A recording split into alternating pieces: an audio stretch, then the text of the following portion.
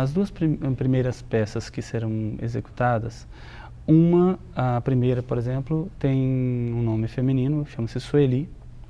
É uma valsa de Antenógenes Silva e Miguel Lima. É uma valsa bastante conhecida, principalmente porque foi muito tocada na década de 30 e 40. E ela é de uma simplicidade melódica grande. Eu gosto muito das chamadas valsas brasileiras, porque elas têm uma característica bem simples, um compasso bem definido, e elas marcam por um som bem redondinho, bem característico. Então é bem interessante as valsas brasileiras. E essa Sueli eu gosto muito. Eu ouvia a minha mãe colocar alguns discos quando eu era bem criança, e ela gostava muito dessa música. E também traz assim uma espécie de saudosismo. Eu gosto muito dessa valsa.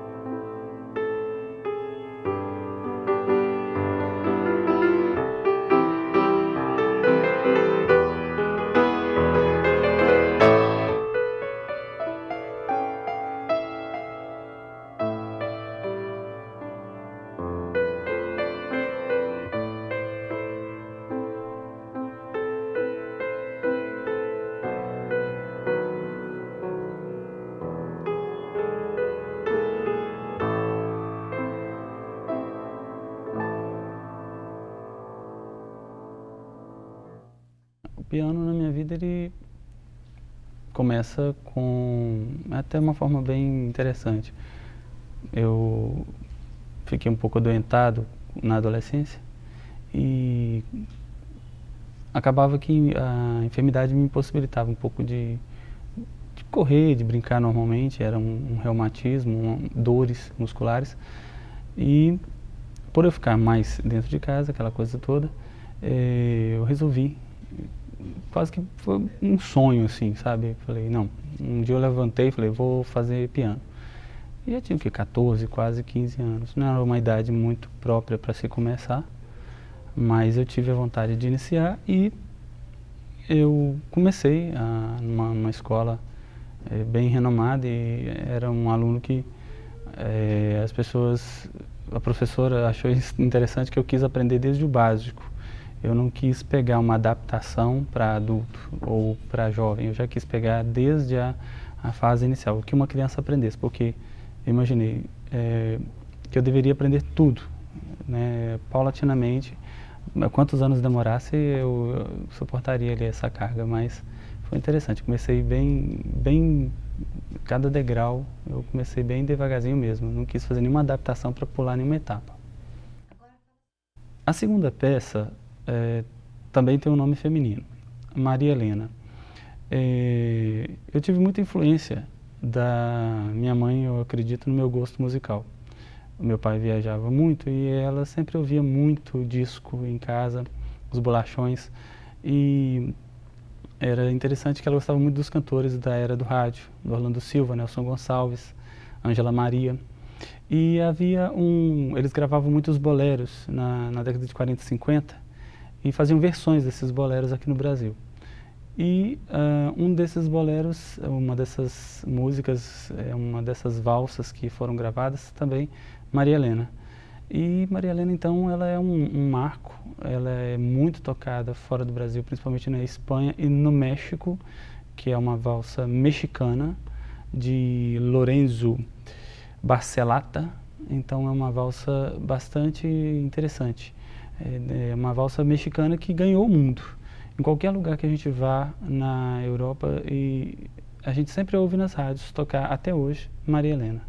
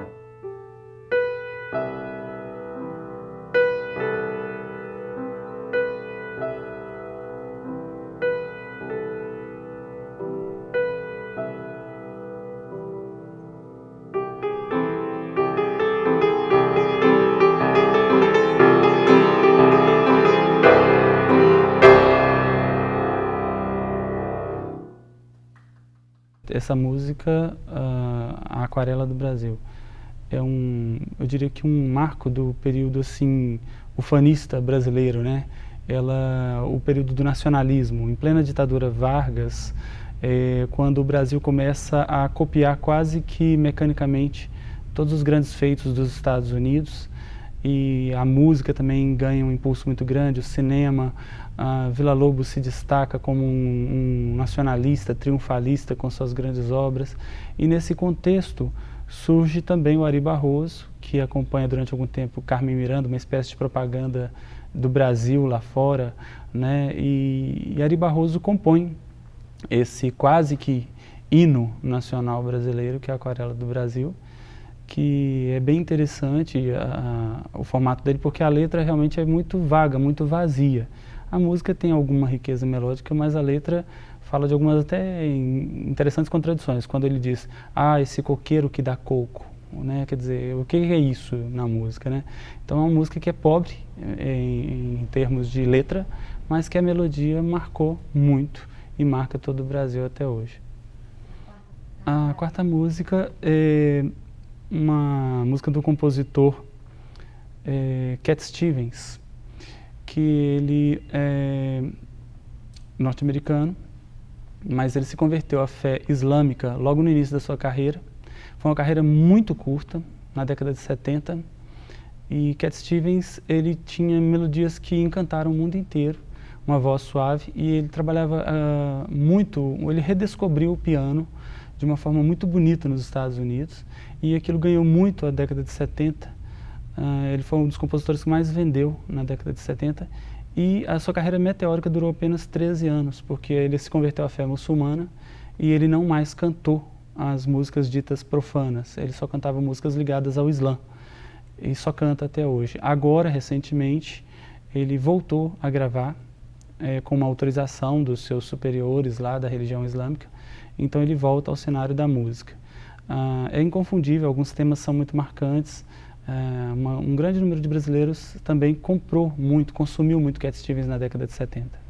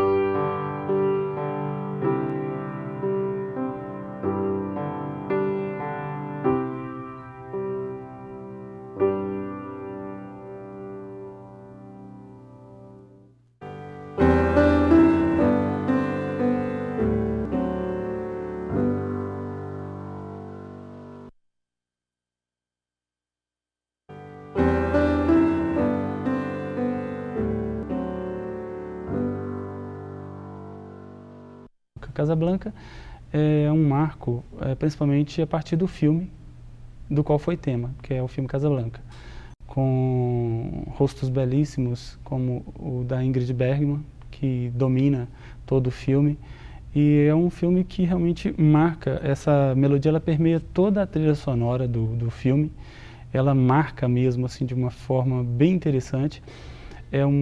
Fala de um triângulo amoroso, né, e tudo, e se passa na cidade de Casablanca, no Marrocos, e é um marco, eu diria, do cinema dos anos 50, essa trilha sonora que abre esse novo filão. A partir de Casablanca, os filmes investiram muito na questão da trilha sonora, porque o filme é muito mais lembrado por causa da música do que propriamente pelo enredo do filme.